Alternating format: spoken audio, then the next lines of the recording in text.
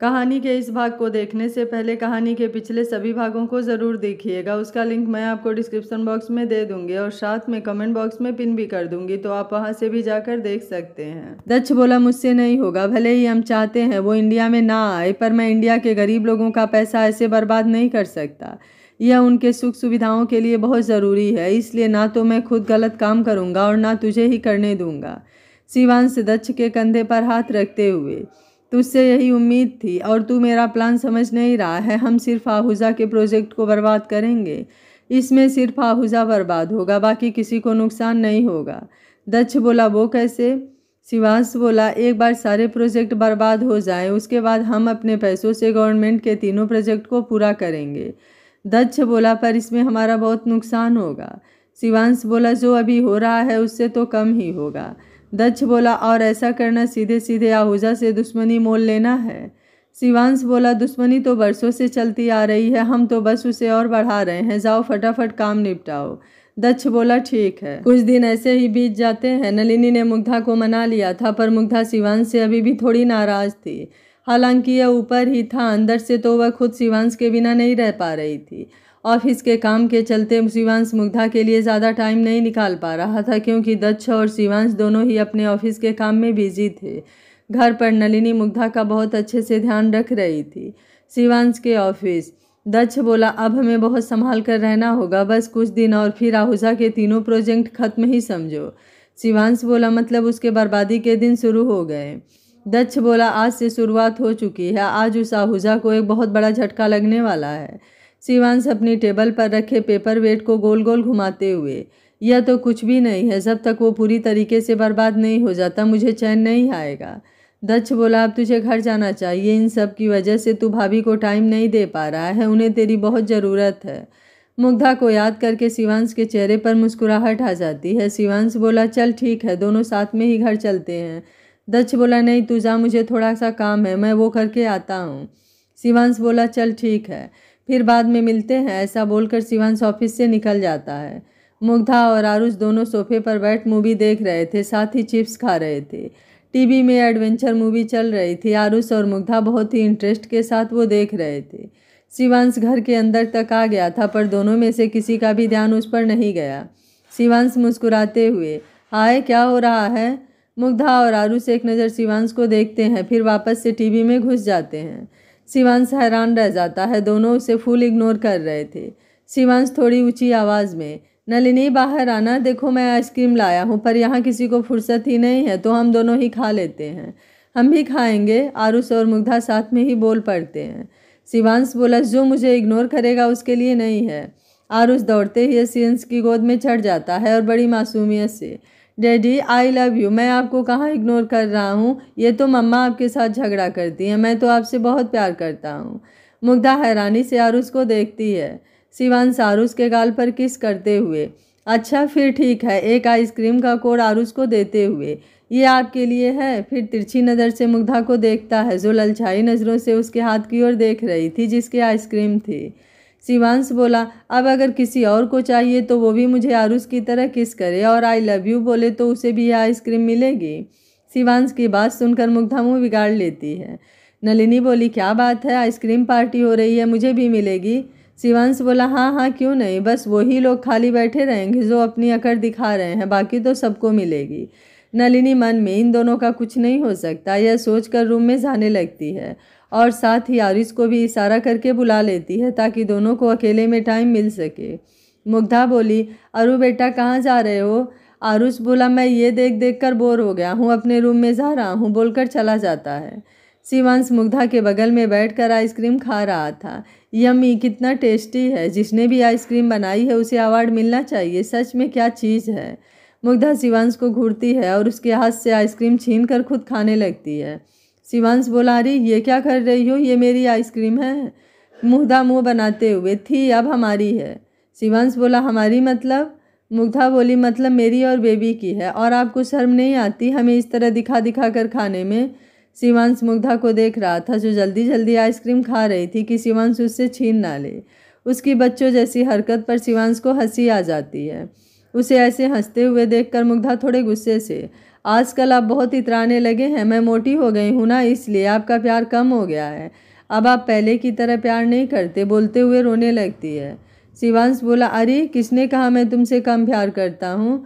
फिर उसके आंसुओं को पोंछकर, पहले तुम रोना बंद करो। फिर उसे अपने सीने से लगाते हुए, पागल लड़की, ऐसा कभी हो ही नहीं सकता कि मैं तुमसे कम प्यार करूं। मैं तो तुमसे अब और ज़्यादा प्यार करने लगा हूँ। मुग्धा बोली, वो क्यों? मैं तो आपको छोड़कर चली गई थी ना, तो फिर आप मुझसे गुस्सा थे। शिवांश मुग्धा के बालों को सहलाते हुए, मानता हूँ कि जब तुम मुझे छोड़कर गई थी तब मैं बहुत गुस्सा हुआ था, क्योंकि मैं तुम्हारे बिना एक पल भी नहीं रह सकता हूँ। पर मैं जानता हूँ तुम्हारे मुझे छोड़कर जाने की वजह दादी थी। तुम मुझे उनसे दूर नहीं करना चाहती थी, है ना? शिवांश मुग्धा की आंखों में देखता है तो वो नज़रें चुराने लगती है। शिवांश मुग्धा के हाथ अपने हाथ में लेते हुए, तुमने जो किया ये नहीं बोलूँगा कि अच्छा किया, पर मेरे परिवार के लिए किया। तुम चाहती तो सब सच बता सकती थी मुझे, पर तुमने ऐसा नहीं किया, क्योंकि तुम्हें पता था कि मैं सब कुछ छोड़कर तुम्हारे पास आ जाऊंगा। मुग्धा बोली, मैंने यह सब दादी जी और दादाजी के लिए किया था। शिवांश बोला, मैं जानता हूँ, पर दादी जी जो जिद कर रही है वो मैं कभी पूरा नहीं कर सकता। तुम्हें पता है दादी ने मेरी शादी तय कर दी है रिया के साथ। यह सुनकर मुग्धा सन्न रह जाती है। उसकी आंखों से झरझर आंसू बहने लगते हैं। शिवांश बोला, अरे यार तुम रो क्यों रही हो? मैं बस बता रहा हूँ, मैं सच में शादी नहीं कर रहा हूँ। मुग्धा कसकर शिवांश के गले लगा लेती है और अपनी पकड़ शिवांश के कोट पर कस देती है, जैसे सच में कहीं शिवांश उससे दूर ना हो जाए। शिवांश बोला, तुम डरो मत जान, मैं कहीं नहीं जा रहा हूँ, और उस रिया से शादी करने का तो मैं सपने में भी नहीं सोच सकता। मुग्धा रोते हुए, दादी दादी जी ऐसा ऐसा क्यों कर रही हैं? शिवांश बोला, उनकी आंखों पर गुस्से और रिया के दिखावे की पट्टी बंधी हुई है। जिस दिन यह हटेगी ना, उस दिन उन्हें समझ आएगा। पर तुम एक बात याद रखना, मुझे तुमसे कोई भी अलग नहीं कर सकता है, मैं खुद भी नहीं, समझी? मुग्धा हाँ में गर्दन हिला देती है। कुछ दिन ऐसे ही हंसी खुशी बीत जाते हैं। वो कहते हैं ना, सुख दुख धूप छांव जैसे होते हैं। सुख आता है तो उसके साथ साथ दुख भी आता है। ऐसा ही कुछ मुग्धा और शिवांश की ज़िंदगी में होने वाला है। एक बड़ा तूफान उनकी ज़िंदगी में आने वाला है, जिससे दोनों ही अनजान थे। मुग्धा अपनी माँ उषा जी से फ़ोन पर बात कर रही थी। उषा जी बोली, अब तेरी तबीयत कैसी है बेटा, तू ठीक तो है ना? मुग्धा बोली, हाँ माँ, मैं बिल्कुल ठीक हूँ और बहुत खुश भी हूँ। उषा जी कल डॉक्टर के पास गई थी, क्या बोला डॉक्टर ने? मुग्धा बोली, डॉक्टर ने बोला मैं और बेबी दोनों ही ठीक हैं। अब बेबी काफ़ी अच्छा ग्रोथ कर रहा है। उषा जी बोली, अब तेरा 5वां महीना पूरा होने आया है, अब तुझे और ज़्यादा ध्यान रखना होगा बेटा। मुग्धा बोली, हाँ माँ मैं जानती हूँ, आप चिंता मत करो, यहाँ पर नलिनी शिवांश मेरा बहुत ध्यान रखते हैं। उषा जी बोली, तुझे ऐसे खुश देखकर ही तो मेरी आधी चिंता कम हो जाती है। तू बस हमेशा ऐसे ही खुश रहा कर मेरे बच्चे, मुझे और कुछ नहीं चाहिए। तभी उषा जी से फ़ोन ऋषि ले लेता है, वो थोड़ा नाराज़गी जताते हुए, तू वहाँ जाकर मुझे भूल गई है ना, तुझे तो मैं देख लूँगा। मुग्धा हंसते हुए, ऐसा नहीं है ऋषि भाई, मैं आपको कभी भूल नहीं सकती। वैसे आप कुछ बोल रहे हैं? ऋषि सोचते हुए, क्या? मुग्धा बोली, जब मैं वहाँ थी तब मैंने आपसे बात करी थी उस बारे में। ऋषि बोला, पता नहीं, मुझे कुछ समझ नहीं आ रहा है। मुग्धा बोली, मैं जानती हूँ कि आप शिखा से बहुत प्यार करते थे, पर वह अब इस दुनिया में नहीं है। तारा भाभी बहुत अच्छी हैं, जब मैं वहाँ थी तो उन्होंने मेरा बहुत ध्यान रखा था, मुझे बहुत सपोर्ट किया है। घर में माँ का भी बहुत ध्यान रखती हैं और आपसे भी बहुत प्यार करती हैं। आप एक बार उन्हें मौका तो दीजिए, सच में वो बहुत अच्छी हैं। माना शिखा को भूलना मुश्किल है, कोई आपको नहीं कह रहा कि आप उसे भूल जाओ, वो रहेगी, हमेशा आपकी यादों में रहेगी, पर वह हमारे साथ तो नहीं रह सकती। आपके साथ में कोई और है, अब आपको उसके बारे में सोचना चाहिए। मेरी खातिर आप एक बार तारा भाभी को मौका दीजिए, सच में वो आपकी एकदम परफेक्ट लाइफ पार्टनर बनेंगी। ऋषि बोला, मुझे कुछ समझ में नहीं आ रहा है, और वैसे भी मैंने उसके साथ इतना बुरा बर्ताव किया है कि अब उसके दिल में शायद ही मेरे लिए कुछ बचा होगा। मुग्धा बोली, ऐसा नहीं है भाई, अगर उनके दिल में आपके लिए कुछ नहीं होता तो वो यहाँ नहीं होती। वह आज भी आपसे बहुत प्यार करती हैं। ऋषि बोला, चल ठीक है, रखता हूँ, तू ध्यान रखना। फ़ोन कट जाता है। मुग्धा बोली, हे भगवान, मेरे भैया की ज़िंदगी को खुशियों से भर दीजिए। तारा भाभी बहुत अच्छी हैं, आप प्लीज़ कुछ भी करके इन दोनों को मिला दीजिए। रात का समय मुग्धा अपने रूम में बैठी हुई थी, शायद कुछ सोच रही थी। शिवांश रूम में आता है, पर मुग्धा का ध्यान कहीं और ही था। शिवांश मुग्धा के गाल पर किस करके, जिससे मुग्धा एकदम चिहुक उठती है। शिवांश बोला, क्या बात है, हमारे होते हुए हमारी वाइफ ही किसके ख्यालों में डूबी हुई है? मुग्धा बोली, शिवांश आप भी ना दिन पर दिन बच्चे होते जा रहे हैं, बड़े हो जाइए, पापा बनने वाले हैं आप।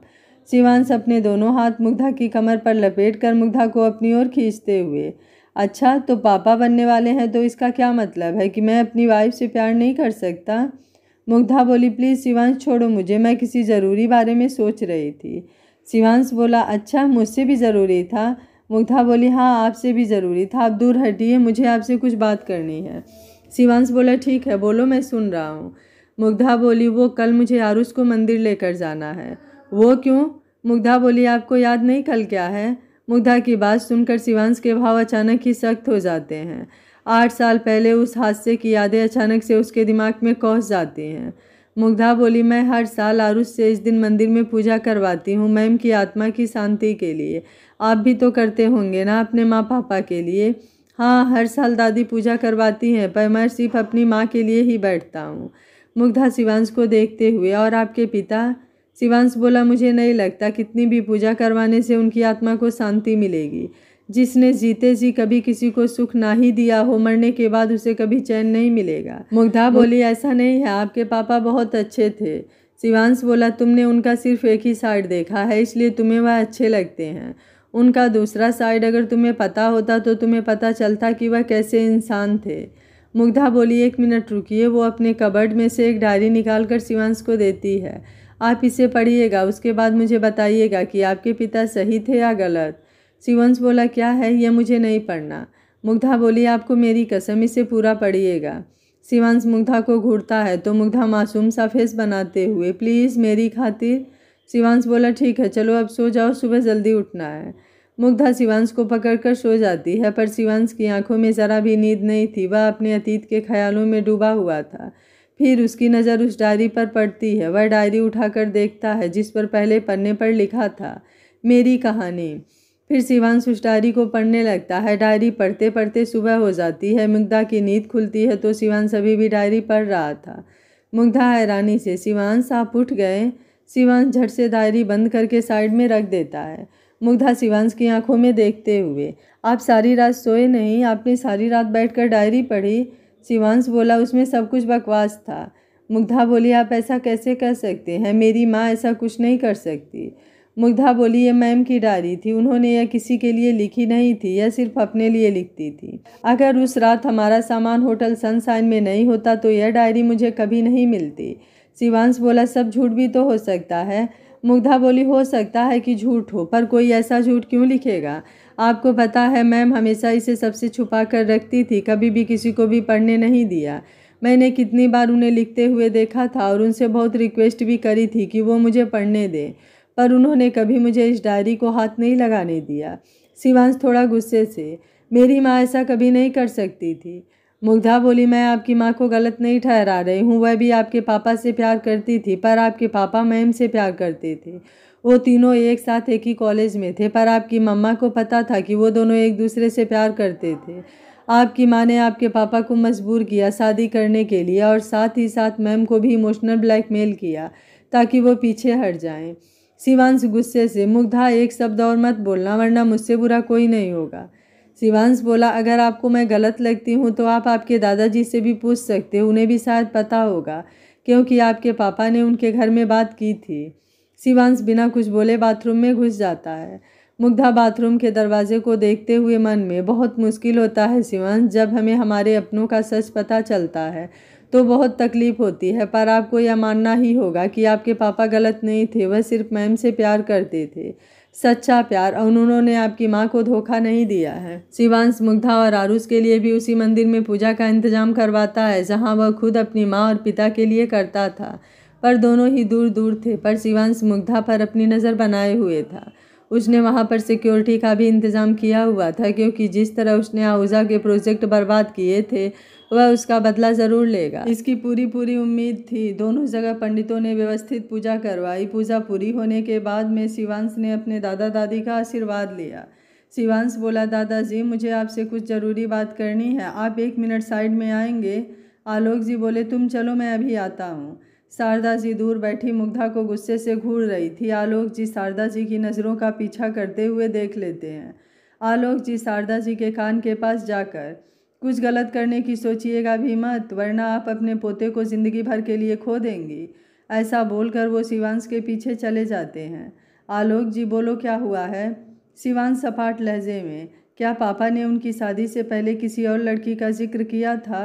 आलोक जी शिवांश को देखते हैं। शिवांश बोला मैं आपसे कुछ पूछ रहा हूँ।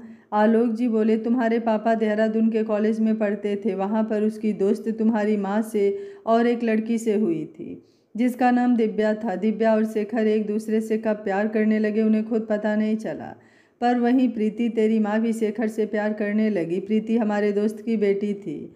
जब प्रीति को पता चला कि तुम्हारे पिता और दिव्या एक दूसरे को पसंद करते हो तो उसे यह बर्दाश्त नहीं हुआ और उसने घर जाकर अपने माँ बाप से तुम्हारे पिता के लिए रिश्ता भिजवाया। हम लोग उन्हें बहुत अच्छे से जानते थे और देखा जाए तो प्रीति भी एक बहुत अच्छी लड़की थी, तो हम लोगों ने हाँ कर दिया। जब तुम्हारे पिता को यह बात पता चली तो वो बहुत गुस्सा हो गए और उसने घर आकर सारी बात बता दी। दिव्या के बारे में वो हमें कुछ बताता उससे पहले ही प्रीति ने आकर दिव्या के बारे में अनाप शनाप तुम्हारी दादी के कान भर दिए, जिससे उन्हें दिव्या से नफरत हो गई। फिर जब तुम्हारे पिता ने दिव्या से शादी के लिए कहा तो तुम्हारी दादी ने साफ साफ मना कर दिया। तुम्हारे पिता भी जिद पर आ गए तो तुम्हारी दादी ने गुस्से में आकर नींद की गोलियां खा ली। 2 दिन तक वह अस्पताल में भर्ती रही। फिर उन्होंने तुम्हारे पिता पर दबाव बनाया कि वो प्रीति से शादी कर ले। अपनी माँ की जान के खातिर तुम्हारे पिता को तुम्हारी माँ से शादी करनी पड़ी। यह सब प्रीति और तुम्हारी दादी की ही चाल थी, तुम्हारे पिता को ब्लैकमेल करने की। तुम्हारे पिता ने प्रीति से शादी तो कर ली, पर वह दिव्या को कभी भूल नहीं पाए। फिर मैंने दिव्या से बात करी कि वो तुम्हारे पिता को समझाए। मेरे कहने पर उसने तुम्हारे पिता से बात की और उसे समझाया कि अब वो रिश्ते को अपना ले। उसके बाद फिर तू हुआ। सब कुछ ठीक चल रहा था, पर तुम्हारे पिता फिर भी खुश नहीं थे। पता नहीं फिर वो दिव्या से कब मिलने लगे। फिर एक दिन शेखर ने बताया कि वो बाप बन गया है। सच बताऊं तो मुझे बहुत गुस्सा आया। मैंने उस पर हाथ भी उठा दिया। चाहे उसकी शादी जिन भी हालातों में हुई हो, पर वह प्रीति को इस तरह धोखा नहीं दे सकता था। फिर उसने हमें बताया कि उसे कैंसर हुआ है और वो बहुत जल्द ही मरने वाला है। फिर हम टूट से गए थे। उसने मुझसे कहा कि वह चाहता है कि उसके बचे हुए आखिरी दिन वो दिव्या के साथ गुजारना। सच बताऊं तो बेटा, जब उसने आखिरी इच्छा कहा तो मैं अंदर तक हिल गया था। एक बाप हूँ, अपने बच्चे की आखिरी इच्छा तो पूरी कर ही सकता था, इसलिए मैंने उसे इजाज़त दे दी कि वह दिव्या के साथ रह सके। और शायद उसकी ज़िंदगी में वह सुख लिखा ही नहीं था। जिस दिन वह दिव्या के साथ जाने वाला था उसी दिन वह दुनिया छोड़कर चला गया। बोलते हुए आलोक जी की आंखों से आंसू बह निकले। शिवांश बोला, तो क्या मेरी माँ गलत औरत थी? आलोक जी बोले, नहीं नहीं, प्रीति बहुत अच्छी माँ थी, बहुत अच्छी बहू थी और शायद बहुत अच्छी पत्नी भी बनती अगर उसने किसी ऐसे इंसान से शादी करी होती जो उससे प्यार करता और उसके साथ छल कपट ना करती। शिवांश वहाँ से जाने लगता है। आलोक जी बोला, कहाँ जा रहे हो? शिवांश बोला, मुझे थोड़ी देर अकेले रहना है, आप प्लीज़ मुग्धा और आरुष को घर में छुड़वा दीजिएगा। आलोक जी बोले, ठीक है, तू जा, मैं उन्हें घर भिजवा दूंगा। शिवांश को इस वक्त अकेले रहना था, इसलिए वो वहाँ से चला जाता है। आज उसे एक साथ 2-2 झटके लगे थे। आज उसे अपनी माँ और अपने पिता दोनों का ही सच पता चला था, जो कि उसके सोच से बिल्कुल उलट था। अब उसे अपने आप से घिन हो रही थी कि उसने अपने पिता को इतना गलत समझा। अगर वह हादसा नहीं होता तो भी उसके पिता उसे छोड़कर चले ही जाते। उन्हें उतनी बड़ी बीमारी थी, वह अपनी ज़िंदगी के आखिरी दिन गिन रहे थे और वो उनसे नफरत कर रहा था। आलोक जी बोले, मुग्धा बेटा, मैंने कार का इंतज़ाम कर दिया है, तुम आरुष को लेकर घर चले जाना। मुग्धा बोली, पर शिवांश? आलोक जी बोले, उसे कुछ समय दो। आज उसे अपने माता पिता की सच्चाई जानी है, जिसका उसे बहुत दुख है। इतने साल से जो नफरत अपने मन में पाले बैठा था, आज उसे एहसास हुआ है कि वह कितना गलत है। उसे थोड़ा समय अकेले रहना है तो ठीक हो जाएगा। तुम चिंता मत करो, अपना ध्यान रखना। मुग्धा बोली, ठीक है। क्या आप सच कह रहे हैं अंकल? ऐसा हो सकता है? सच बात बताओ ना। मैंने तो उम्मीद ही छोड़ दी थी। वह बुढ़िया मुझे बस बहाने बना बना कर बार बार टाल रही थी, पर आपकी बातों को सुनकर लग रहा है कि शिवांश को पाने का मेरा सपना सच हो सकता है। आप इतने टाइम से कहाँ थे अंकल? रिया अपने सामने बैठे आदमी से कहती है। रिया के सामने कुर्सी पर पैर चढ़ाए हुआ आदमी एक राजा की तरह बैठा सिगरेट का कस भर रहा था। उसकी उम्र तकरीबन 50 से 55 वर्ष रही होगी। सर के बाल कहीं कहीं से सफ़ेद हो चुके थे। चेहरे पर कमीनापन साफ साफ छलक रहा था। हैवानियत उसके चेहरे से शहद की तरह टपक रही थी और उसके साथ ही साथ उसकी आंख से लेकर ठोड़ी तक कट का निशान उसे और भयानक बना रहा था। उसकी आंखें लाल लाल हो रही थी, जैसे उनमें खून बरस रहा हो। रिया बोली, अंकल आप उस मुग्धा के साथ चाहे जो करो, मुझे उससे कोई फर्क नहीं पड़ता, पर आप बस शिवांश को छोड़ देना। मैं उसे बहुत प्यार करती हूँ और अब तो वो मेरी जिद बन चुका है। मुझे किसी भी हालत में बस वह चाहिए। वह आदमी बोला, तुम उसकी चिंता मत करो, बहुत जल्द वह मेरी गिरफ्त में होगा, फिर उसे मैं तुम्हारे हवाले कर दूंगा। तुम्हें उसके साथ जो करना है वो करना, पर उसकी दादी तुम्हारे कब्जे में तो है ना।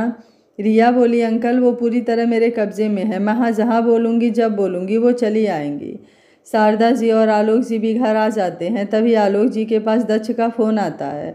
आलोक जी हैरानी से, क्या है लड़का भी ना, सच में अपने गुस्से के आगे इसे कुछ नहीं दिखता है। उस बेचारी बच्ची को छोड़कर यह कैसे जा सकता है। दक्ष बोला, आप चिंता मत कीजिए, 1-2 दिन में वापस आ जाएगा। आलोक जी बोले, ठीक है, तुम ध्यान रखना, मुग्धा का भी और ऑफिस का भी। कुछ ज़रूरत हो तो मुझे बता देना। दक्ष बोला, ठीक है, करके फ़ोन रख देता है। शारदा जी बोली, क्या बात है। आलोक जी बोले, कुछ नहीं, शिवांश 2 दिन के लिए इंडिया से बाहर गया है। इतना बोलकर वो चले जाते हैं। आलोक जी की बात सुनकर शारदा जी के दिमाग की घंटी बजती है और वह तुरंत रिया को सब बता देती हैं। रिया खुश होते हुए, अरे वाह, आज तो एक के बाद एक अच्छी खबरें मिल रही है। आपको पता है शिवांश 2 दिन के लिए इंडिया से बाहर गया है और उसकी दादी बता रही थी कि वह बहुत परेशान भी है, तो शायद ही वह मुग्धा से ज़्यादा बात करेगा। यही सही मौका है, आप उस मुग्धा को मार दीजिए। उसको मरता देख शिवांश टूट जाएगा, फिर उसे मैं सहारा दूंगी। वह आदमी बोला, ठीक है, वह कब तक वापस आएगा। रिया बोली, उसकी दादी कह रही थी कि वो 2 दिन में आ जाएगा। ठीक है, तुम अभी जाओ, मैं तुम्हें बताता हूँ कि क्या करना है और कैसे करना है। रिया बोली, पर जो कुछ भी करो जल्दी करना। वो आदमी थोड़ा गुस्से से, वह तुम्हें मुझे बताने की ज़रूरत नहीं है, अभी तुम जाओ यहाँ से। रिया को फिर कुछ भी बोलना सही नहीं लगता है और फटाफट वहाँ से भाग जाती है। रिया के जाने के बाद उस आदमी का एक और साथी, जो लगभग उसी की उम्र का था, सर क्या आप उस शिवांश ओबराय को इस लड़की के लिए छोड़ दोगे। वो आदमी गुस्से से गरजते हुए, कभी नहीं, आहूजा अपने दुश्मनों को कभी नहीं छोड़ता, उसे जड़ से खत्म करता है। सालों पहले गलती हुई थी, पर अब वह गलती नहीं करूँगा। उस आलोक ओबराय के वंश का नामो निशान मिटा दूंगा। अगर अभी हमने इस लड़की को यह बताया होता तो यह हमारा कभी साथ नहीं दी होती।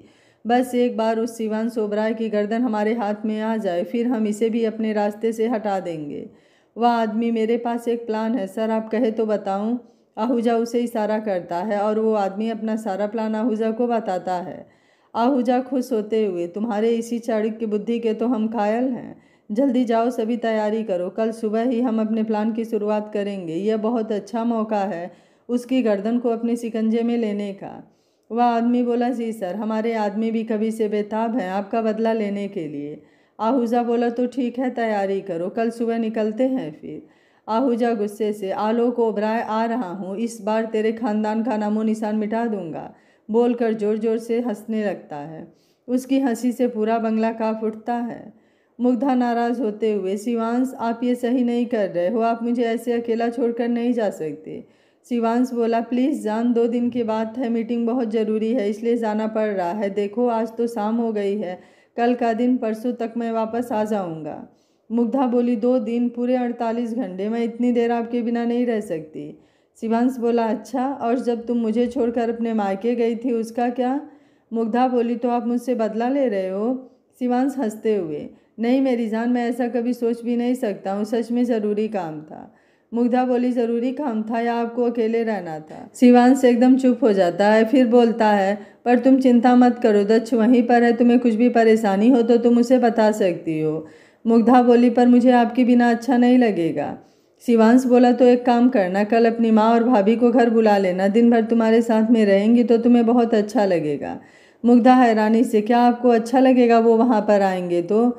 शिवांश बोला, हाँ, यह घर मेरे साथ साथ तुम्हारा भी है, तुम जिसे चाहे उसे बुला सकती हो। मुग्धा बोली, ठीक है, मैं माँ और भाभी को कॉल कर दूंगी। शिवांश बोला, बस ऐसे ही खुश रहो, चलो अब मैं रखता हूँ, परसों शाम तक तुमसे मिलता हूँ। मुग्धा बोली, आई लव यू। आज पहली बार ऐसा था कि मुग्धा ने सामने से कहा था जिससे शिवांश के दिल को सुकून पहुँच गया था। शिवांश बोला, आई लव यू टू जान, अब अपना ध्यान रखना और हमारे बच्चों को भी, ठीक है, अब मैं रखता हूँ, बाय। मुग्धा बोली, ओके बाय, फ़ोन कट जाता है। मुग्धा अपनी माँ को फ़ोन करके उन्हें कल बुला लेती है। वो भी राज़ी हो जाती हैं। आखिर उन्हें भी तो अपनी बेटी की बहुत याद आ रही थी। अगले दिन सुबह मुग्धा बहुत खुश थी क्योंकि उसकी माँ और भाभी मिलने आ रही थी। साथ ही साथ थोड़ी उदास भी थी क्योंकि कल से वह शिवांश से नहीं मिली थी, पर वह मन ही मन समझ रही थी कि शिवांश अभी किन हालातों से गुजर रहा है। मुग्धा अपने पेट पर हाथ रखते हुए, बेबी पापा बहुत परेशान है, एक बार वो आ जाएं फिर हम उनको कहीं नहीं जाने देंगे। उनको इतना प्यार करेंगे कि वो अपने सारे दुख भूल जाएंगे। इसमें आप भी मेरा साथ दोगे ना? तभी उसके पेट में हलचल होती है जिससे वो खुश हो जाती है। Thank you so much baby, आप ही तो हो हम दोनों के प्यार की निशानी। अब बस जल्दी से आ जाओ, हम आपका बेसब्री से इंतज़ार कर रहे हैं। तभी आरुष पीछे से, और आपका भाई भी। यह सुनकर मुग्धा के चेहरे पर बड़ी सी मुस्कुराहट आ जाती है। वह आरुष को अपने गले से लगा लेती है। आरुष बोला, मम्मा बेबी कब आएगा? मुग्धा बोली, बहुत जल्दी आएगा, 6 मंथ हो गए हैं बेटू, बस 3 मंथ और फिर आपका भाई या बहन आपके साथ होंगे। आरुष बोला, वैसे तो मुझे बहन चाहिए पर मुझे एक भाई भी चाहिए, मुझे दोनों नहीं मिल सकते हैं क्या? आरुष की बात सुनकर मुग्धा बड़ी बड़ी आंखें करके उसे देखती है। तभी एक गार्ड आता है। मैम आपसे मिलने कोई आया है, आप एक बार कंफर्म कर दीजिए तो हम उसे अंदर लेकर आ जाएं। मुग्धा बाहर आती है तो देखती है उसकी माँ और भाभी गेट पर खड़े थे। वो खुश हो जाती है। मुग्धा बोली, आने दीजिए, वो मेरी माँ और भाभी हैं। अपनी माँ और भाभी से मिलकर मुग्धा बहुत खुश हो जाती है। आरुष अपने दोनों हाथ अपने कमर पर रख कर मुँह फुलाते हुए, ये गलत बात है नानी, आप मम्मी को प्यार कर रही हैं और अब मुझसे प्यार नहीं करती। उषा जी आरुष के सिर पर हाथ फेरते हुए, अरे मेरा बच्चा, ऐसा हो सकता है कि नानी आपको प्यार नहीं करे? देखो नानी आपके लिए क्या लेकर आई हैं, लड्डू निकाल कर देते हुए। आरुष बोला, वाह लड्डू, वो भी मेरे फेवरेट, थैंक यू नानी, बोलकर उषा जी के पैरों में लिपट जाता है। सब उसकी मासूमियत पर मुस्कुराने लगते हैं। मुग्धा बोली, कैसी हो भाभी? तारा बोली, मैं बिल्कुल ठीक हूँ। तारा के दिमाग में उस दिन की छवि उभर आती है जब मुग्धा अपने भाई से तारा के बारे में बात कर रही थी। यह था जब ऋषि और मुग्धा फ़ोन पर बात कर रहे थे तो तारा ने ऋषि की सारी बातें सुन ली थी। उसे बहुत अच्छा लगा था कि किसी ने तो ऋषि को समझाया और उसकी बात मानकर ऋषि अब उससे पहले से काफ़ी अच्छा बर्ताव कर रहा था, जिससे तारा बहुत खुश थी। उसके चेहरे की रौनक बता रही थी कि वह कितनी खुश है। सभी बात करने बैठ जाते हैं। नलिनी सभी के लिए पानी लाती है। मुग्धा बोली, माँ यह नलिनी है, मेरी सबसे अच्छी दोस्त। नलिनी बोली, नमस्ते आंटी। हाय तारा भाभी। उषा जी नलिनी के सिर पर हाथ फेरते हुए, थैंक यू बेटा, उन मुश्किल घड़ी में हमारी बेटी का साथ देने के लिए। इसने बताया था कि तुम कैसे इसके साथ हर मुश्किल में खड़ी रही हो। नलिनी मुग्धा को देखते हुए, और इसने यह नहीं बताया कि इसने मेरे लिए भी कितना कुछ किया है? मुग्धा बोली, हाँ हाँ सब पता है, कौन किसके लिए कितना करता है। सभी ऐसे ही हंसी खुशी बातें करने लगते हैं। आरुष अपने आईपैड में वीडियो देख रहा था कि अचानक उसका नेट ऑफ हो जाता है। आरुष बोला, देखो ना मम्मा, इसमें नेट ऑफ हो गया है। मुग्धा बोली, ऐसे कैसे? पता नहीं, शायद वाईफाई में कुछ प्रॉब्लम हो गई होगी, आप मेरा फ़ोन ले लो। वो मुग्धा का फ़ोन लेता है पर उसमें भी सिग्नल नहीं था। आरुष बोला, इसमें तो सिग्नल ही नहीं है। मुग्धा बोली, ऐसे कैसे हो सकता है? उषा जी बोली, मेरे फ़ोन पर भी सिग्नल नहीं है। तारा अपना फ़ोन चेक करती है, उसमें भी सिग्नल नहीं था। मुग्धा बोली, पता नहीं, शायद कोई प्रॉब्लम होगी, नेटवर्क इशू चल रहा होगा। आप अपने टॉयज के साथ खोलो, थोड़ी देर बाद देख लेना, वैसे भी आप दिन भर आईपैड चलाते हो। आरुष टॉय लेकर बैठ जाता है और उससे खेलने लगता है। बाकी सब बात करने लगते हैं। तभी गेट पर शारदा जी और रिया आती हैं। गार्ड शारदा जी को देखकर थोड़ा हैरान हो जाता है। शारदा जी गुस्से से, खड़े खड़े मेरा मुंह क्या देख रहे हो, जल्दी गेट खोलो। शारदा जी गुस्से से, पहचाना नहीं क्या, हम शिवांश की दादी हैं, गेट खोलो वरना अभी के अभी तुम्हारी नौकरी से हाथ धोना पड़ेगा। गार्ड डर के मारे गेट खोल देता है। यह देखकर रिया के चेहरे पर डेविल स्माइल आ जाती है। साथ ही थोड़ी दूर खड़े आहूजा के आदमी भी सतर्क हो जाते हैं। शारदा जी की गाड़ी जैसे ही इंटर करती है और उनके पीछे आहूजा के आदमी फार्म हाउस में घुस आते हैं और शिवांश के गार्ड को मारने लगते हैं। दोनों तरफ से गोलीबारी होने लगती है। शारदा जी घबराने लगती हैं।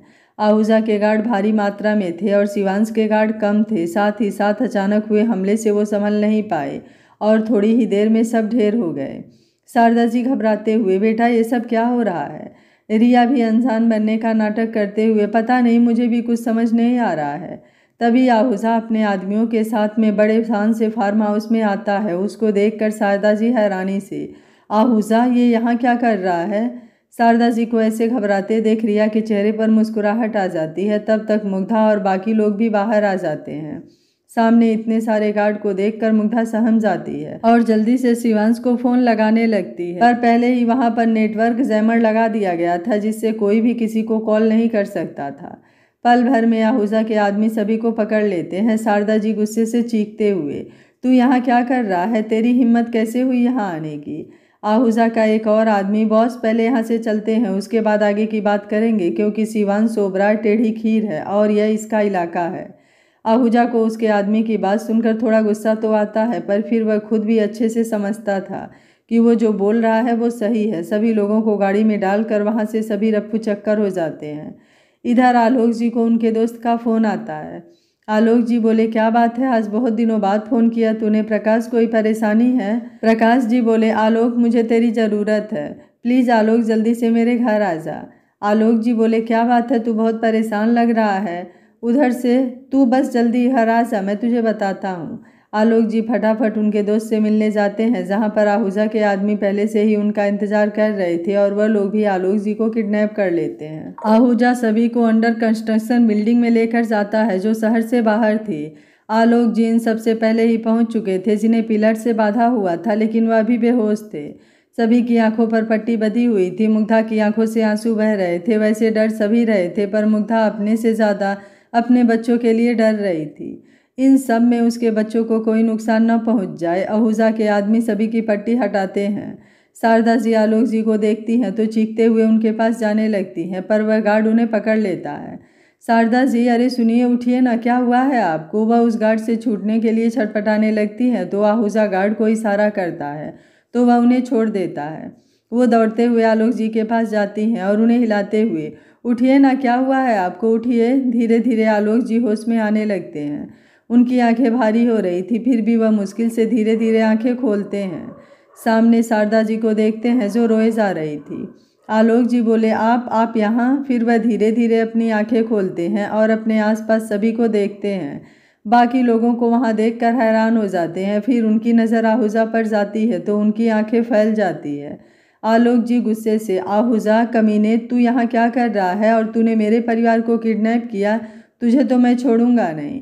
आलोक जी की बात सुनकर आहूजा शैतानी हंसी हंसने लगता है। अरे बुढ़े, पहले अपने आप को तो छुड़ा ले, फिर मुझे पकड़ना। आलोक जी छूटने के लिए छटपटाने लगते हैं, पर उन्हें बहुत कसकर बांधा हुआ था। आलोक जी बोले, मेरे पोते को पता चल जाएगा ना तो तुझे जान से मार देगा वह। आहूजा हंसते हुए, अरे ऐसे कैसे पता चलेगा, उसे तो हम बताएंगे, वह तो अपनी दुनिया में मस्त कहीं घूम रहा होगा। फिर बाकी गार्ड को इशारा करता है तो सभी को रस्सी से बांध देते हैं। मुग्धा रोते हुए, दादाजी प्लीज़ कुछ करिए, पर बेचारे आलोक जी मजबूर थे। आहूजा मुग्धा के पास आते हुए, अरे वाह, इन सब में तो इस पर ध्यान ही नहीं गया। फिर मुग्धा के ऊपर से नीचे तक देखते हुए, मानना पड़ेगा तेरे पोते को बढ़िया माल फंसाया हुआ है। वो मुग्धा को हवस भरी नज़रों से देखता है, जिससे मुग्धा बहुत अनकंफर्टेबल हो जाती है। आलोक जी गुस्से से, उसे दूर रहना, अगर उसे खरोच भी आई ना तो मैं भी नहीं जानता कि मेरा पोता तेरा क्या हाल करेगा। आहूजा मुग्धा के चेहरे पर उंगलियां घुमा रहा था, जिससे मुग्धा को बहुत घिन आ रही थी। वह तड़प रही थी। आहूजा भद्दी हंसी हंसते हुए, अरे इतना भी क्या शर्माना, मुझसे इतना घबराने की ज़रूरत नहीं है, अभी मैं तुम्हारे साथ कुछ नहीं कर सकता। फिर उसके पेट पर हाथ रखकर पहले इसे ठिकाने लगा दूँ, उसके बाद फिर आराम से करेंगे। यह सुनकर मुग्धा की आंखें फैल जाती है। उसकी आंखों में गुस्सा उतर आता है, पर अभी उसने चुप रहना बेहतर समझा, क्योंकि वो समझ रही थी कि उसका एक भी गलत शब्द उसके बच्चे को नुकसान पहुंचा सकता है। आहूजा चेहरे से ही सनकी आदमी लग रहा था। मुग्धा मन ही मन शिवांश को याद कर रही थी। शिवांश कहाँ हैं आप? प्लीज़ जल्दी आ जाइए, हमें आपकी ज़रूरत है। मुग्धा की आंखों से आंसू बहने लगते हैं। वहीं मुग्धा से दूर बैठे शिवांश का दिल अचानक से घबराने लगा। वो बेचैन होने लगा। उसे ऐसा लगने लगा जैसे उसे सांस ही नहीं आ रही हो। वो अचानक बैठे बैठे ही तड़प उठा। शिवांश अभी मीटिंग में था अपने किसी क्लाइंट के साथ में। शिवांश को ऐसे देखकर वो आदमी, मिस्टर ओबराय, क्या हुआ, आपकी तबीयत खराब लग रही है, क्या आप ठीक हैं? शिवांश बोला, मीटिंग इज़ ओवर। इतना बोलकर वो वहाँ से निकल जाता है। सभी लोग शिवांश को देखने लगते हैं। बाहर निकलकर वो सबसे पहले मुग्धा को कॉल करता है, पर वो अपना फ़ोन नहीं उठाती है। फिर वो घर पर कॉल करता है तो घर का फ़ोन नहीं लग रहा था। शिवांश नलिनी को कॉल करता है, पर उसका फ़ोन भी नहीं लग रहा था। अब शिवांश की घबराहट बढ़ती जा रही थी। वह अपने गार्ड को फ़ोन लगाता है पर उनका फ़ोन भी नहीं लग रहा था। शिवांश के दिल की धड़कन बुलेट ट्रेन से भी तेज़ भाग रही थी। उसे कैसे भी करके जानना था कि मुग्धा कैसी है। शिवांश दक्ष को कॉल करता है जो कि अभी ऑफिस में था। दक्ष बोला हाँ बोल। शिवांश बोला मुग्धा कहाँ है?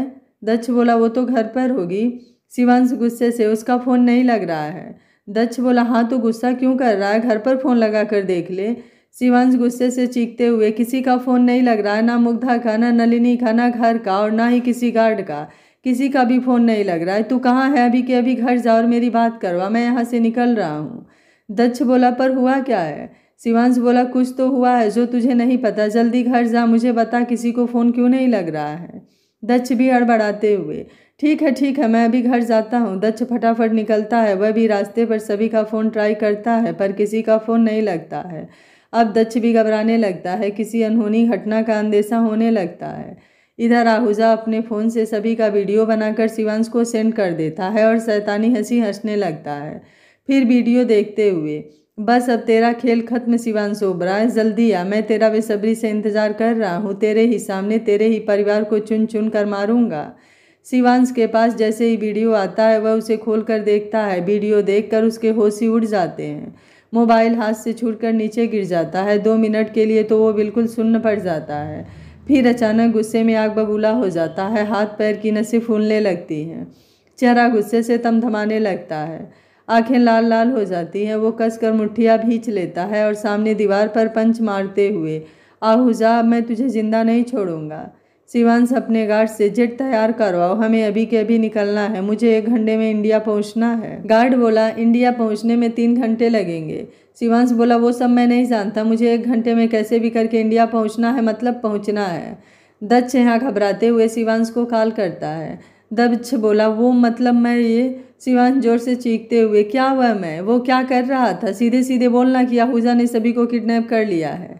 शिवांश की बात सुनकर दक्ष हैरान रह जाता है। शिवांश बोला एक तो उसके अलावा कोई और कर ही नहीं सकता और दूसरा उसने मुझे वीडियो भेजा है जिसमें मुग्धा के साथ साथ उसकी माँ, भाभी, आरुष, नलिनी और यहाँ तक कि दादू और दादी भी हैं। दक्ष हैरानी से क्या? शिवांश गुस्से में जब तक वहाँ पहुँचूँ सारे अरेंजमेंट हो जाना चाहिए, इस बार कोई चूक हुई तो उसका अंजाम बहुत बुरा होगा। दक्ष हकलाते हुए हाँ मैं करता हूँ। आहूजा, उषा जी और तारा को देखते हुए क्या बात है, चलो दूसरे पार्टी के भी कुछ लोग हैं यहाँ पर, अच्छा है वरना मुझे उनके लिए कुछ अलग से प्लान करना पड़ता। आलोक जी बोले देखो इन सबको छोड़ दे, तेरी दुश्मनी मुझसे है ना तो मुझसे बदला ले, इन सबको छोड़ दे। आहूजा के हाथ में गन थी, उसे अपने गाल पर रगड़ते हुए वो क्या है ना आलोकनाथ, मुझे पसंद नहीं आता कि मैं अपने दुश्मनों को ऐसे ही छोड़ दूँ। सालों पहले गलती करी थी कि तेरे बेटे को मारा और उसके बेटे को छोड़ दिया, अब वह गलती मैं दोबारा कभी नहीं करूँगा। यह सुनकर आलोक जी के साथ साथ बाकी सब भी हैरान रह जाते हैं। आलोक जी हैरानी से क्या? आहूजा अचानक से मुंह पर हाथ रखते हुए अरे मैंने ये क्या बोल दिया, सालों पहले के राज को बाहर कर दिया। फिर हंसते हुए क्या यार तुझे समझ में नहीं आया, बस इतनी ही दोस्ती थी। वैसे एक बात बोलूं, तुझसे ज़्यादा ईमानदार तो साला सिंघानिया है। और तूने क्या किया? बेचारे उसके बेटे को 7 साल की जेल करवा दी। ऐसा बोलकर जोर जोर से हंसने लगा। यह सुनकर आलोक जी हैरान रह जाते हैं। वहीं उषा जी की आंखों में आंसू आ जाते हैं। उनके दिमाग में वही लम्हा गुजर जाता है जब उनके पति को पुलिस अरेस्ट करके ले गई थी। आलोक जी गुस्से से चीखते हुए क्या क्या बकवास कर रहा है, मेरे बेटे और बहू को सिंघानिया ने मारा है। आहूजा हंसते हुए गलत बात है यार, जब दोस्ती की थी तो इतने तो विश्वास करना ही चाहिए था। जैसे देखो मैं इतने साल बाद भी अपनी दुश्मनी निभा रहा हूँ पर तुम्हारी मैं भरोसा ही नहीं था, एकदम कच्ची निकली। मैंने ज़रा सी दरार क्या दाड़ी, तुमने तो तुम्हारे दोस्ती की दीवार ही तोड़ दी। आलोक जी के चेहरे पर असमंजस के भाव उभर आते हैं। आहूजा बोला क्या हुआ, समझ में नहीं आया। रुको मैं बताता हूँ, क्योंकि मेरे पास अभी टाइम है, जब तक तेरा पोता नहीं आता किसी को नहीं मारूंगा। याद है वो मीटिंग जिस दिन ड्रग्स वाली बात सामने आई थी? आलोक ओबराय और रघुनाथ सिंघानिया साथ में बिजनेस करते थे, दोनों ने साथ में ही शुरुआत करी थी और आज उनकी कंपनी पूरे बेंगलुरु में नंबर 1 पर थी। फिर उनके दोनों बेटे शेखर ओबराय और विक्रम सिंघानिया ने भी इस दोस्ती और पार्टनरशिप को आगे बढ़ाया। आलोक जी बोले अरे यार रघु, मुझे नहीं जाना। रघुनाथ जी बोले चलना, और मीटिंग हमारी फैक्ट्री में ही है, इस बहाने वहाँ का दौरा भी हो जाएगा। रघुनाथ जी के मनाने पर आलोक जी मान जाते हैं, पर वो वहाँ जैसे ही पहुँचते हैं सामने आहूजा को देखकर गुस्से से भर जाते हैं। आलोक जी गुस्से से, तू मुझे यहाँ क्यों लेकर आया है? तू जानता है यह कितना कमीना इंसान है? अरे यह तो इंसान कहलाने के लायक भी नहीं है। रघुनाथ जी को भी गुस्सा आता है और वो गुस्से से विक्रम को देखते हैं। विक्रम बोले, क्या है यह? तूने तो कहा था कि कोई बहुत बड़ा आदमी है, उसके साथ बिजनेस करेंगे तो हमारे बिजनेस को इंटरनेशनल लेवल तक ले जा सकेंगे। ये तो आहूजा है, ड्रग्स डीलर, इसे हमें क्या? विक्रम बोले, अरे पापा यह हमें बहुत अच्छा ऑफर दे रहा है, हमें कुछ भी नहीं करना है और मुनाफा डबल होगा, बस हमारे सामान के साथ इनका सामान भी पैक करना है। आलोक जी बोले, होश में तो हो, वो सामान कोई गुड्डे गुड्डियों नहीं है, ड्रग्स है। विक्रम जी बोले, पर यह तो आजकल सब ले रहे हैं, हम तो बस अपना फ़ायदा देख रहे हैं, हमें उसे बेचना थोड़ी ना है। आलोक जी विक्रम को हाथ दिखाकर चुप कर देते हैं। आलोक जी आहूजा से, देखो यह मीटिंग यही ख़त्म होती है, तुमने सब सुन तो लिया होगा, यह धंधा हम नहीं करेंगे। आहूजा कुछ नहीं बोलता है क्योंकि उसने विक्रम को देख लिया था। यह बुढ़ा तो उसकी बातों में नहीं आएंगे तो वो विक्रम को ही फंसाएगा, यही सोचकर डेविल स्माइल देते हुए वहाँ से चला जाता है। आलोक जी बोले, रघु तेरे बेटे को समझा, यह मौत का खेल है जिसे लाखों घर बर्बाद होते हैं, हम यह काम कभी नहीं करेंगे। रघुनाथ जी बोले, तू चिंता मत कर, मैं विक्रम से बात करूँगा। कुछ दिन ऐसे ही बीत जाते हैं। एक दिन शेखर जी, देखा पापा, मैंने आपको कहा था ना कि हमारे पीठ पीछे कुछ ना कुछ चल रहा है। मेरा काम कंपनी का काम संभालना है और विक्रम का यार्ड का। मैंने आपको कहा था कि मुझे खबर मिली है कि हमारे सामान के बीच में रखकर ड्रग्स की स्मगलिंग हो रही है, पर आपने मेरी बात पर यकीन नहीं किया। फिर कुछ फोटोज़ देखते हुए, यह सब देखिए, आपके सामने सबूत रखे हैं, वो विक्रम हमारे साथ डबल गेम खेल रहा है। आहूजा का आदमी उस समय उनका मैनेजर था। वो आलोक जी को और भड़काते हुए, सर सही कह रहे हैं, मैंने विक्रम सर को बहुत समझाया पर वह नहीं माने। उन्होंने कहा कि जितना इस कंपनी में आपका हक है उतना ही उनका है, इसलिए वो जो चाहे कर सकते हैं।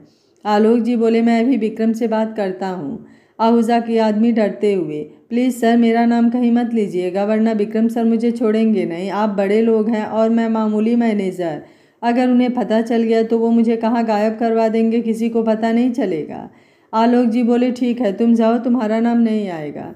वो वहाँ से पलट कर जाने लगता है। उसके चेहरे पर डेविल स्माइल आ जाती है। वो मन में अब आएगा मज़ा। फिर वो अपने बॉस को कॉल कर सब बता देता है। थोड़ी देर बाद विक्रम और रघुनाथ जी आते हैं। विक्रम बोला, आपने बुलाया अंकल? आलोक जी बोले, हम यहाँ बिजनेस कर रहे हैं और तुम वहाँ मौत का धंधा कर रहे हो। विक्रम बोला, मैं कुछ समझा नहीं अंकल। आलोक जी बोले, ज़्यादा भोले बनने की कोशिश मत करो, तुम्हारी सारी करतूतों के बारे में हमें पता चल गया है। हमने तुम्हें यार्ड का काम संभालने के लिए दिया और तुम वहाँ पर ड्रग्स की स्मगलिंग कर रहे हो। तुम्हें शर्म नहीं आती ऐसा गैरकानूनी धंधा करते हुए? एक बात याद रखना, हराम की कमाई कभी नहीं फलती। विक्रम जी के साथ साथ रघुनाथ जी भी हैरान रह जाते हैं। रघुनाथ जी हैरानी से विक्रम को देखते हैं। विक्रम बोला, नहीं पापा, आपकी कसम, उस दिन आपसे बात होने के बाद मैंने इस बारे में कभी सोचा भी नहीं। रघुनाथ जी बोले, आलोक तुझे कोई गलतफहमी हुई है, विक्रम ऐसा काम नहीं करेगा, हमारी बात हो चुकी थी। आलोक जी रोकते हुए, मेरे पास सारे सबूत हैं, बिना सबूत के मैं कोई बात नहीं कर रहा हूँ। रघुनाथ जी विक्रम जी को देखते हुए, यह सब क्या है? विक्रम जी बोले, नहीं पापा, यह सब मैंने नहीं किया, मैं जानता हूँ यह आपके वसूल के खिलाफ है, मैं ऐसा घटिया काम कभी नहीं कर सकता। शेखर जी गुस्से से, वह तो दिख रहा है, कितने दिनों से मुझे इस बात की खबर थी पर मेरे पास सबूत नहीं थे और बिना सबूतों से कोई मेरी बात पर विश्वास नहीं करता, पर आज मेरे पास सबूत भी हैं।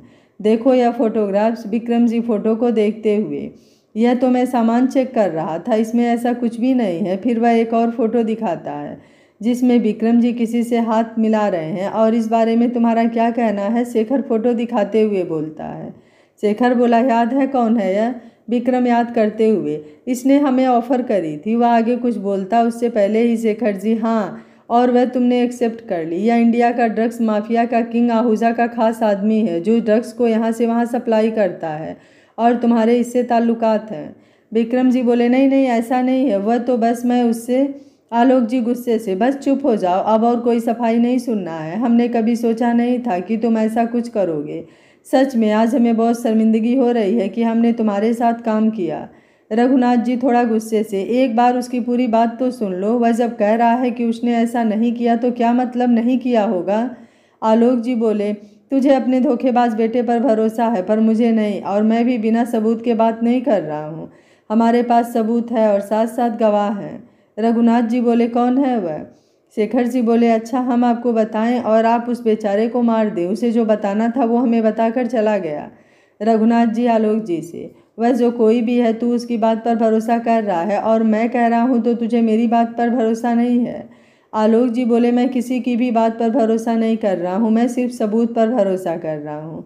रघुनाथ जी और विक्रम वहाँ से चले जाते हैं। ऐसे ही दोनों के दोनों पार्टनरों के बीच में गर्मा गर्मी चलती है और आहूजा का आदमी एक दूसरे के कान भरने का काम करता है। इनके बीच में आई हुई दीवार को आहूजा खाई बनाने में लगा हुआ था।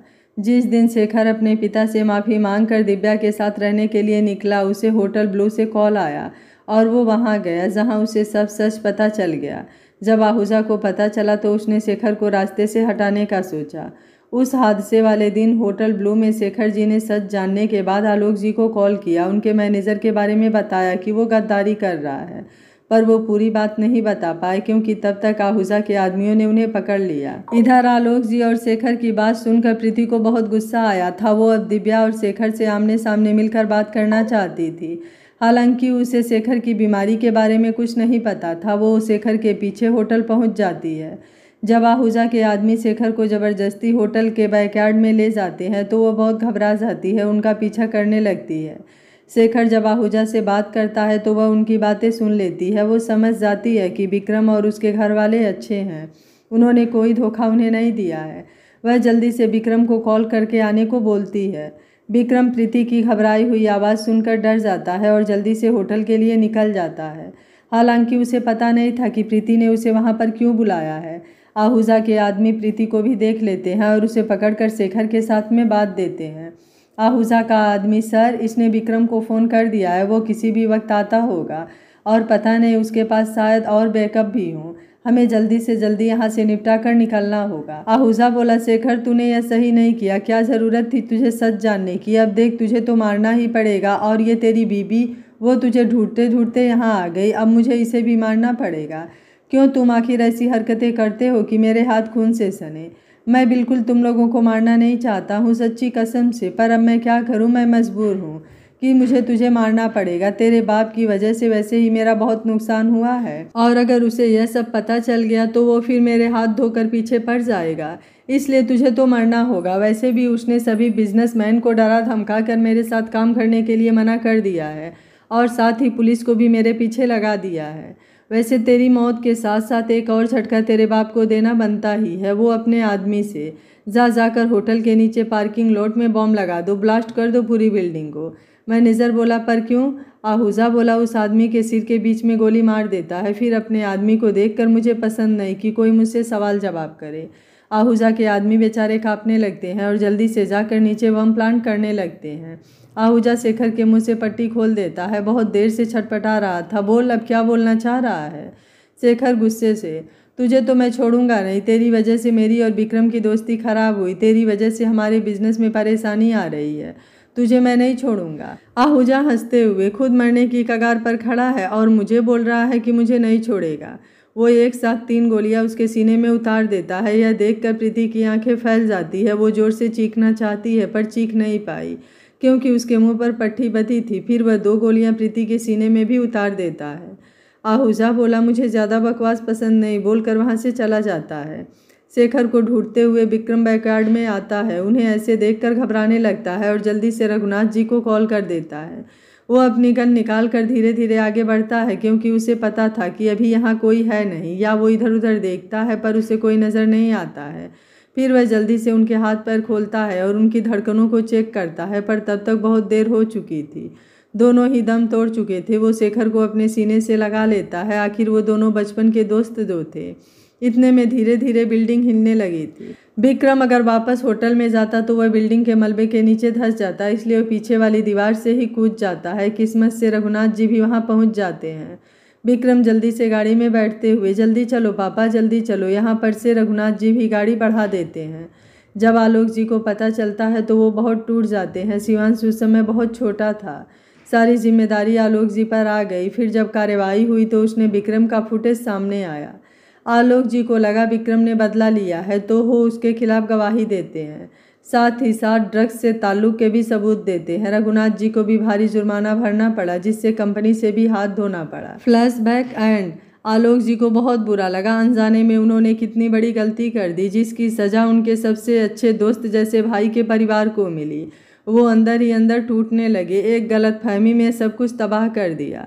इधर शिवांश भी इंडिया पहुंच चुका था। उसका गुस्सा भी किस लेवल का था उसे खुद भी पता नहीं था। वो सीधे दक्ष के पास आता है। शिवांश बोला, क्या अपडेट है? और यह बिल्कुल मत कहना कि पता नहीं किया। दक्ष बोला, नहीं ऐसा नहीं है, पता कर लिया है। आहूजा ने ही सभी को किडनैप किया है, उसकी लोकेशन भी मिल गई है। अब वहाँ कितने लोग हैं और क्या क्या हथियार है यह नहीं पता। शिवांश गुस्से से, फर्क नहीं पड़ता। दक्ष बोला, जानता हूँ तू बहुत गुस्सा है और यकीन मान मुझे भी बहुत आ रहा है। जितना प्यार तू भाभी से करता है मैं भी नलिनी से करता हूँ। हर गुजरते पल के साथ मेरी जान जा रही है, पर अभी जोश से नहीं होश में काम लेना होगा। हमारा एक भी गलत कदम हमें नुकसान पहुँचा सकता है। हमारा पूरा परिवार वहाँ है, हमें सभी को सही सलामत लाना है। उसके लिए प्रॉपर प्लानिंग की ज़रूरत पड़ेगी। तू शांत हो जा, उसके बाद मेरी बात सुन। शिवांश बोला, बोल। दक्ष उसे सब समझाता है। शिवांश अपनी गन के साथ साथ वहाँ रखी और भी गन को जेब में रखते हुए, अब चले। दक्ष समझ जाता है कि उसके कहे का शिवांश पर कोई असर नहीं हुआ है। तब तक ऋषि भी वहाँ पहुँच जाता है। वो घबराते हुए, कहाँ है सब? माँ, तारा, मुग्धा कहाँ है? शिवांश उसकी बात का कोई जवाब नहीं देता है। दक्ष बोला, उन्हें किडनैप कर लिया गया है, हम जा रहे हैं, शाम तक सब घर पहुँच जाएंगे। ऋषि बोला, मैं भी चलूँगा। शिवांश बोला, कोई ज़रूरत नहीं है। ऋषि, पूछ नहीं रहा हूँ, बता रहा हूँ। शिवांश बोला, मेरा परिवार है, मैं देख लूँगा। ऋषि बोला, मेरा भी है, मेरी माँ है, मेरी पत्नी है, मेरी बहन और उसके साथ मेरा भांजा या भांजी और अरु, सब मेरे परिवार हैं। दक्ष बोला, चलने देना, काम ही आएगा। शिवांश बिना कुछ बोले आगे बढ़ जाता है। दक्ष ऋषि को साथ चलने का इशारा करता है। साथ ही साथ शिवांश के कई सारे गार्ड भी निकलते हैं। आहूजा अपने खास आदमी को देखता है जिसकी नज़र तारा पर टिकी हुई थी। आहूजा हंसते हुए, क्या हुआ रे खंजीरे, पसंद आ गई क्या? कंजीर बोला, हाँ बास। तूने काम तो बहुत अच्छा किया है, तो इनाम तो मिलना ही चाहिए, चल जा। कंजीर तारा के पास आता है तो वो घबराने लगती है। मुग्धा बोली, ओए उससे दूर हो जा। आलोक जी बोले, आहूजा मैं तेरे हाथ जोड़ता हूँ, तू जो बोलेगा वो मैं करूँगा, उस बच्ची को छोड़ दे। कंजीर तारा के हाथ पैर खोलने लगता है। तारा रोते हुए, प्लीज़ मुझे छोड़ दो, प्लीज़ छोड़ दो मुझे। सभी घबराने लगते हैं, बहुत रिक्वेस्ट करते हैं, पर कंजीर ज़बरदस्ती तारा को खींचते हुए लेकर चला जाता है। सभी की हालत खराब हो रही थी। मुग्धा मन में, प्लीज़ शिवांश जल्दी आ जाइए, कुछ अनर्थ हो जाए, उससे पहले आ जाइए, हे भगवान कुछ करिए। कंजीर तारा को खींचते हुए फैक्ट्री के साइड वाले हिस्से में लेकर जाने लगता है। तारा जोर जोर से चीखती है, पर सभी मजबूर थे, कोई उसकी मदद नहीं कर पा रहा था। उषा जी गुस्से से, कमीने, छोड़ दे मेरी बहू को, अगर तूने यह पाप किया तो तुझे साक्षात भगवान भी नहीं बचा पाएंगे, छोड़ दे उसे। आहूजा जोर जोर से हंसने लगता है। क्या शिवांश आहूजा से अपने परिवार को बचा पाएगा? क्या समय रहते तारा की इज्जत शिवांश, दक्ष और ऋषि बचा पाएंगे? जब शिवांश को पता चलेगा कि आहूजा ही उसके माता पिता का कातिल है तो वह आहूजा के साथ क्या करेगा? अभी भी कुछ सवालों के जवाब आपके मन में हैं, जिनका जवाब आपको कल अंतिम भाग में मिल जाएगा। तो देखते रहिए कहानी का अगला भाग। अगर आपको कहानी अच्छी लग रही है तो वीडियो को लाइक, शेयर एंड चैनल को सब्सक्राइब कर लीजिएगा। Thank you for watching. मिलते हैं कहानी के अंतिम भाग में।